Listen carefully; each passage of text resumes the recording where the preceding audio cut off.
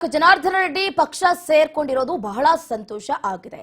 ಈ ಮಾತನ್ನ ಯಾರು ಹೇಳಿದ್ರು ಅಂತಂದ್ರೆ ಕೆಆರ್ಪಿಪಿ ಪಕ್ಷ ವಿಸರ್ಜನೆ ಮಾಡಿಕೊಂಡು ಸದ್ಯದಲ್ಲೇ ಬಿಜೆಪಿ ಜೊತೆಗೆ ವಿಲೀನ ಮಾಡ್ಕೊಳ್ತಾರೆ. ಈ ನಡೆಯಿಂದ ನಮಗೆ ಬಹಳ ದೊಡ್ಡ ಶಕ್ತಿ ಬಂದಿದೆ. ಬೆಂಗಳೂರಿನಲ್ಲಿ ಬಿಜೆಪಿ ರಾಜ್ಯಾಧ್ಯಕ್ಷರಾದಂತಹ ಬಿವೈ ವಿಜಯೇಂದ್ರ ಅವರು ಹೇಳಿಕೆಯನ್ನು ಕೊಟ್ಟಿದ್ದಾರೆ. ಕರ್ನಾಟಕದಲ್ಲೇ ಅತ್ಯಂತ ಹೆಚ್ಚು ಸ್ಥಾನವನ್ನ ಗೆಲ್ಲಬೇಕಾಗಿದೆ. ಇದೊಂದೇ ವಿಚಾರ ಮುಂದೆ ಇಟ್ಕೊಂಡು ರೆಡ್ಡಿ ಪಕ್ಷಕ್ಕೆ ಸೇರ್ಪಡೆ ಆಗಿದ್ದಾರೆ. ರಾಜ್ಯದಲ್ಲಿ ಬಿಜೆಪಿಯ ಪರವಾದಂತಹ ವಾತಾವರಣ ಇದ್ದೇ ಇದೆ. ನಾವು 28 ಲೋಕಸಭಾ ಕ್ಷೇತ್ರಗಳಲ್ಲೂ ಕೂಡ ಗೆದ್ದೇ ಗೆಲ್ತೀವಿ ಅನ್ನುವಂತಹ ಆತ್ಮವಿಶ್ವಾಸವನ್ನ ರಾಜ್ಯಾಧ್ಯಕ್ಷ ಬಿವೈ ವಿಜಯೇಂದ್ರ ಅವರು ವ್ಯಕ್ತಪಡಿಸಿರುವಂತದ್ದು.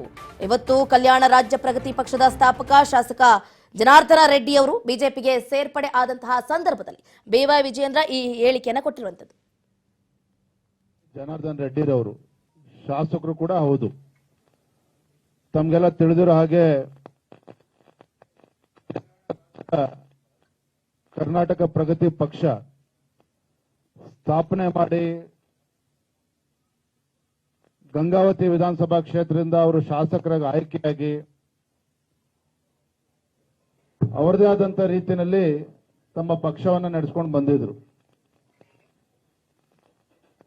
ಇವತ್ತು ಮಾನ್ಯ ಜನಾರ್ದನ ರೆಡ್ಡಿ ಅವರು, ಅದೇ ರೀತಿ ನಮ್ಮ ಆತ್ಮೀಯರಾಗಿರ್ತಕ್ಕಂಥ ಡಾಕ್ಟರ್ ಥಾಮಸ್ ಜಾನ್ ಅವರು, ಮಾಜಿ ಸಚಿವರಾಗಿರ್ತಕ್ಕಂಥ ಟಿ ಜಾನ್ ರವರ ಸುಪುತ್ರರು ಕೂಡ ಹೌದು.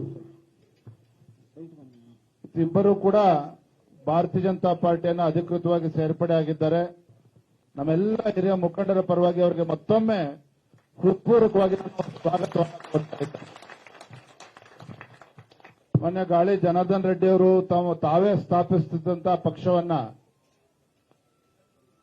ವಿಸರ್ಜನೆ ಮಾಡಿ ಇದು ಅಧಿಕೃತವಾಗಿ ಭಾರತೀಯ ಜನತಾ ಪಾರ್ಟಿಯಲ್ಲಿ ವಿಲೀನಗೊಳಿಸಿ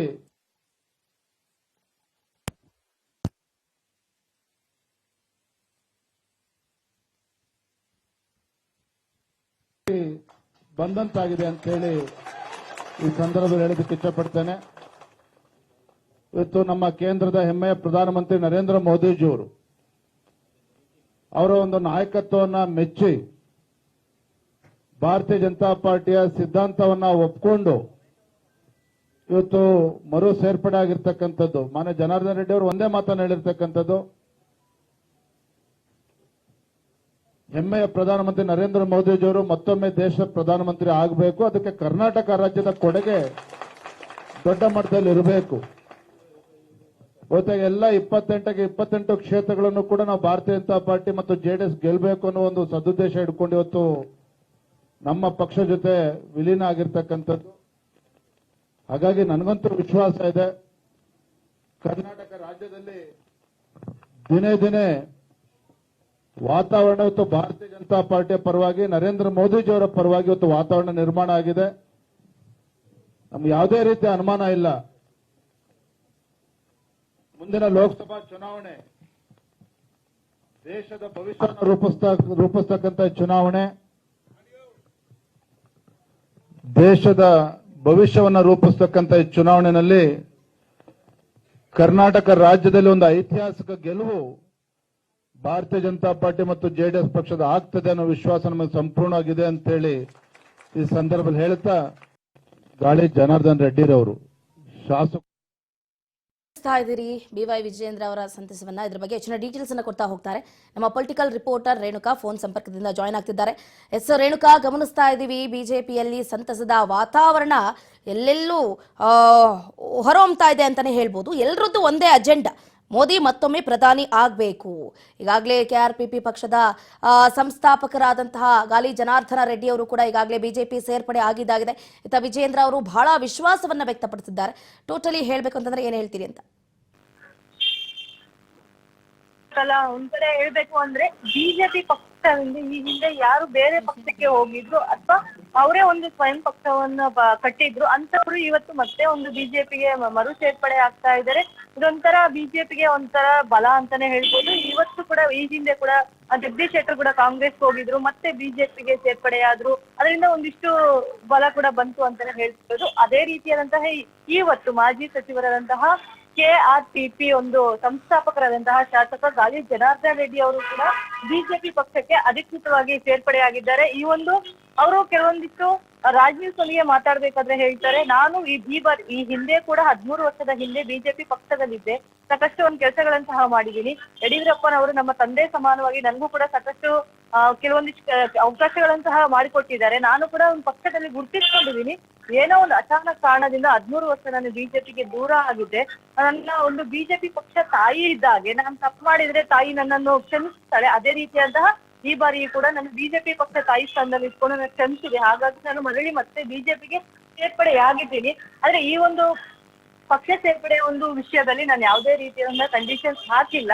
ಕೇವಲ ಪ್ರಧಾನಮಂತ್ರಿ ಮೋದಿ ಅವರು ಮತ್ತೊಮ್ಮೆ ಪ್ರಧಾನಿ ಆಗ್ಬೇಕು, ಅವರ ಕೈ ಬಲಪಡಿಸಬೇಕು, ಕಲ್ಯಾಣ ಕರ್ನಾಟಕ ಭಾಗದಿಂದ ಮೋದಿ ಅವರಿಗೆ ಸಂಪೂರ್ಣ ಬೆಂಬಲವನ್ನು ಕೊಡಬೇಕು ಅನ್ನೋ ಒಂದು ನಿಟ್ಟಿನಲ್ಲೇ ನಾನು ಮತ್ತೆ ಬಿಜೆಪಿ ಸೇರ್ಪಡೆಯಾಗಿದ್ದೇನೆ ಹೊರತು ಯಾವುದೇ ಒಂದು ಅಧಿಕಾರ ಆಸೆಯಿಂದ ನಾನು ಬಿಜೆಪಿಗೆ ಸೇರ್ಪಡೆಯಾಗಿಲ್ಲ ಅಂತ ಕೂಡ ಸ್ಪಷ್ಟನೆ ಕೊಟ್ಟಿದ್ದಾರೆ. ಇದೇ ಒಂದು ವಿಚಾರದಲ್ಲಿ ಸಾಕಷ್ಟು ಒಂದು ರಾಜಕೀಯ ವಲಯದ ಸಹ ಕೇಳಿ ಬರ್ತಾ ಇತ್ತು. ಗಾಲಿ ಜನಾರ್ದನ್ ರೆಡ್ಡಿ ಅವರ ಪತ್ನಿ ಅರುಣಾ ಲಕ್ಷ್ಮಿ ಅವರಿಗೆ ಕೂಡ ಒಂದು ಕೊಪ್ಪಳ ಸೇರಿದಂತೆ ಕೆಲವೊಂದಿಷ್ಟು ಅಲ್ಲಲ್ಲಿ ಅವ್ರ ಹೆಸರುಗಳು ಸಹ ಕೇಳಿ ಬರ್ತಾ ಇತ್ತು. ಅಭ್ಯರ್ಥಿ ಬದಲಾವಣೆ ಆಗುತ್ತೆ, ಅವ್ರಿಗೆ ಒಂದು ಲೋಕಸಭಾ ಟಿಕೆಟ್ ಕೂಡ ಕೇಳಿದ್ರು, ಹಾಗಾಗಿ ಬಿಜೆಪಿ ಪಕ್ಷಕ್ಕೆ ಸೇರ್ಪಡೆ ಆಗಿದ್ರು ಅಂತ ಹೇಳಲಾಗ್ತಾ ಇದ್ರು.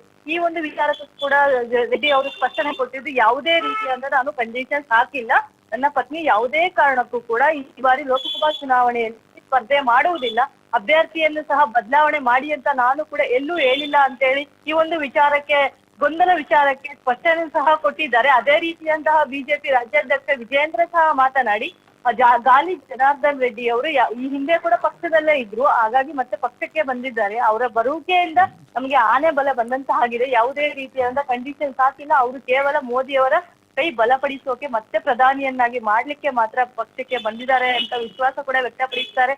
ಇನ್ನು ಅನೇಕ ನಾವು ಪ್ರಮುಖವಾಗಿ ಹೇಳ್ಬೇಕು ಅಂದ್ರೆ ಅಲ್ಲಿನ ಬಳ್ಳಾರಿ ಲೋಕಸಭಾ ಕ್ಷೇತ್ರದ ಅಭ್ಯರ್ಥಿಯಾದಂತಹ ಮಾಜಿ ಸಚಿವರು ಶ್ರೀರಾಮುಲು ಸಹ ಒಂದು ವಿಶ್ವಾಸವನ್ನು ವ್ಯಕ್ತಪಡಿಸುತ್ತಾರೆ. ಕಳೆದ ಬಾರಿ ವಿಧಾನಸಭಾ ಚುನಾವಣೆಯಲ್ಲಿ ಜಿದ್ದಾಜಿದ್ದಿಯಾದ ಒಂದು ಕಣ ಅಂತಾನೆ ಹೇಳ್ಬೋದು. ಯಾಕೆಂತಂದ್ರೆ ವಿಧಾನಸಭಾ ಚುನಾವಣೆಯಲ್ಲಿ ಅಲ್ಲಿರ್ತಕ್ಕಂಥ ಒಂದಿಷ್ಟು ಬಿಜೆಪಿ ನಾಯಕರ ಜೊತೆಗೆ ಮುನಿಸಿಪ ಸಹ ಜನಾರ್ದನ್ ರೆಡ್ಡಿ ಅವರು ಹೊಂದಿದ್ರು. ಅದೇ ರೀತಿ ಇಂದು ಕೂಡ ಒಂದು ಕಾರ್ಯಕ್ರಮದಲ್ಲಿ ಹೇಳ್ತಾರೆ, ಶ್ರೀರಾಮುಲು ಅವರು ನನ್ನ ಪ್ರಾಣ ಸ್ನೇಹಿತರು, ನಾನು ಅವರಿಗೆ ಬೆಂಬಲವನ್ನು ಕೊಡ್ತೇನೆ, ಲೋಕಸಭಾ ಚುನಾವಣೆಯಲ್ಲಿ ಕೂಡ ಅವರಿಗೆ ಅವ್ರ ಜೊತೆ ಪ್ರಚಾರ ಮಾಡ್ತೀನಿ, ಅವ್ರಿಗೆ ಗೆಲ್ಲಿಸುವ ಒಂದು ನಿಟ್ಟಿನಲ್ಲಿ ನಾನು ಬಿಜೆಪಿಯ ಪರವಾಗಿನೇ ಬಿಜೆಪಿ ಪಕ್ಷದಲ್ಲಿ ಇಟ್ಕೊಂಡೆ ನಾನು ಕೆಲಸ ಮಾಡ್ತೀನಿ.